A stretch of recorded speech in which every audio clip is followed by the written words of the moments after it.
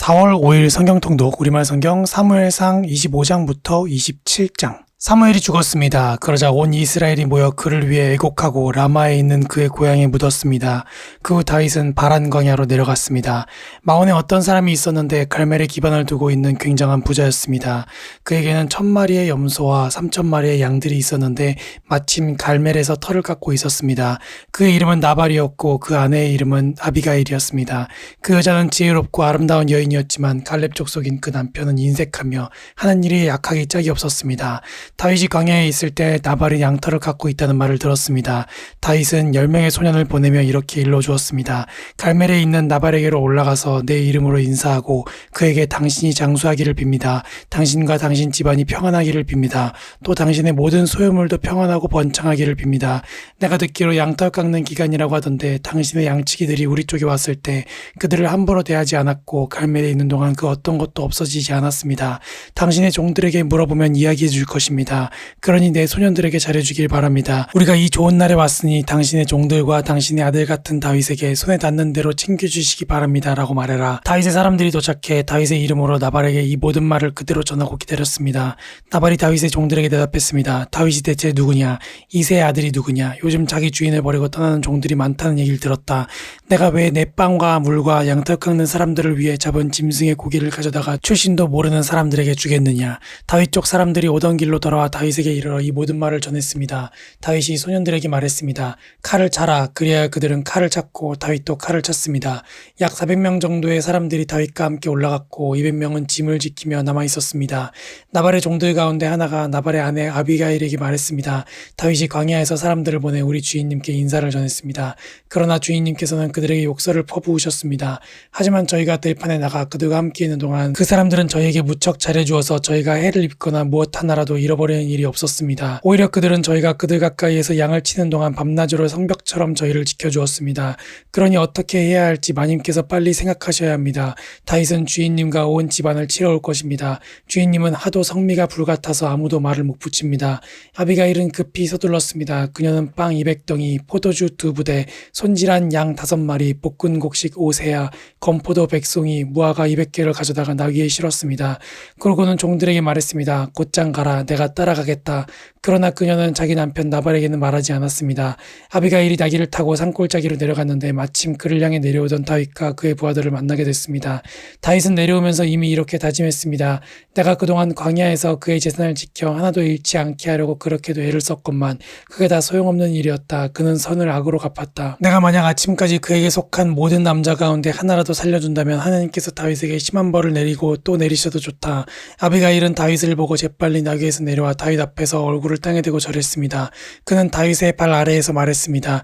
내 주여 저만을 탓해 주십시오. 이 종이 말 한마디 하겠사오니 이 종이 하는 말을 들어주십시오. 내 주께서 악한 사람 나발에게 신경 쓰지 마십시오. 그는 자기 이름과 똑같습니다. 그 이름이 바보라는 뜻이니 어리석음이 항상 그를 따라다닙니다. 하지만 주의 여종인 저는 주께서 보내신 소년들을 보지도 못했습니다. 내 주여 여호와께서는 당신이 피 흘리지 않도록 또 당신의 손으로 직접 복수하지 않도록 막아주셨습니다. 여호와께서 살아계심과 내 주 당신이 살아계심으로 맹세하는데 당신의 원수들과 내 주를 해치려는 모든 사람들이 나발과 같게 되기를 바랍니다. 그리고 이 선물은 당신의 여종이 내 주께 드리는 것으로 당신을 따르는 사람들에게 주시기 바랍니다. 이 종의 무례함을 부디 용서해 주십시오. 여호와께서 반드시 내 주의 집안을 든든히 세워주실 것입니다. 이는 내 주께서 여호와를 위해 싸우셨고 또 사는 동안 그 어떤 악한 일도 하지 않으셨기 때문입니다. 비록 누군가가 당신을 죽이려고 쫓아온다 해도 당신의 생명은 당신의 하나님 여호와께서 생명보자기에 안전하게 싸주실 것입니다. 하지만 당신의 원수들은 무림매로 돌을 던지듯 던져버리실 것입니다. 이제 여호와께서 내 주에게 약속하신 모든 선한 일을 이루셔서 이스라엘을 다스릴 지도자로 삼으실 터인데 지금 내 주께서 이유 없이 피를 흘리시거나 직접 복수를 해 왕이 되실 때 후회하시거나 마음에 거리낄 일을 남겨두지 마시기 바랍니다. 그리고 여호와께서 당신을 그처럼 선대하시는 날 이 여종을 기억해 주십시오.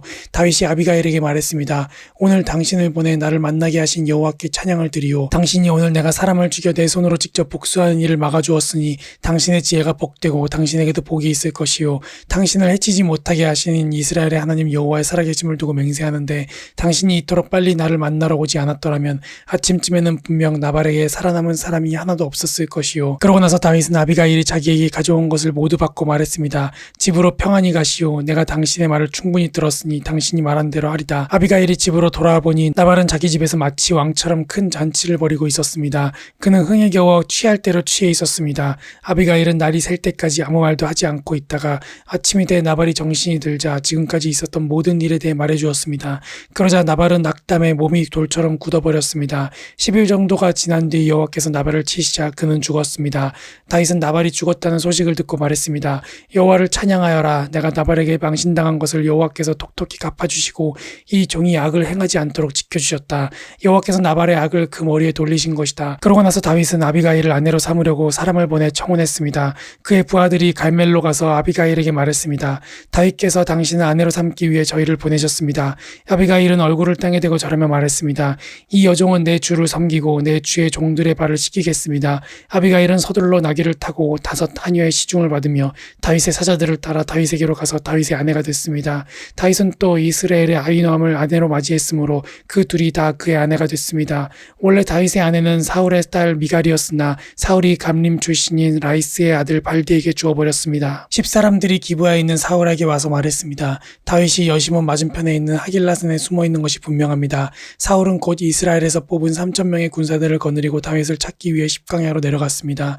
사울은 하길라산 길 옆에 여시몬을 마주보고 진을 쳤습니다. 다윗은 광야에 있다가 사울이 그곳까지 따라왔다는 사실을 알게 됐습니다. 다윗은 정찰병을 보내 사울이 정말 왔는지 알아보았습니다. 그러고 나서 다윗은 사울이 진을 친 곳으로 갔습니다. 다윗은 사울과 넬의 아들 군대 사령관 아브넬이 누워 자고 있는 것을 보았습니다. 사울은 진영 안에 누워있고 사람들이 그를 에워싸고 있었습니다. 그때 다윗은 햇사람 아히멜렉과 스루야의 아들이며 요압의 동생인 아비새에게 물었습니다. 누가 나와 함께 사울이 있는 저 진영으로 가겠느냐? 그러자 아비새가 제가 함께 가겠습니다 하고 나섰습니다.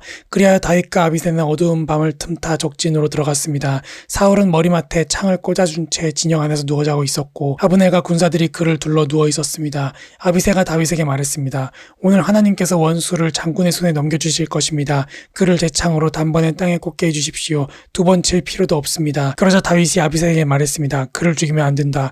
여호와께서 기름 부으신 사람에게 손을 내면 그 죄가 어떠한 줄 아느냐. 다윗이 다시 말했습니다. 여호와께서 살아계심을 두고 맹세하는데 여호와께서 친히 그를 치실 것이다. 아니면 자기 때가 돼서 죽게 되거나 전쟁에 나가 죽게 될 것이다. 그러나 여호와께서는 내 손으로 여호와께서 기름 부으신 사람을 치는 것을 금하셨다. 그러니 그 머리맡에 있는 창과 물통만 갖고 가자. 그리하여 다윗은 사울의 머리맡에 있는 창과 물통을 갖고 자리를 떴습니다. 아무도 본 사람이 없고 알지 못했고 깨어난 사람도 없었습니다.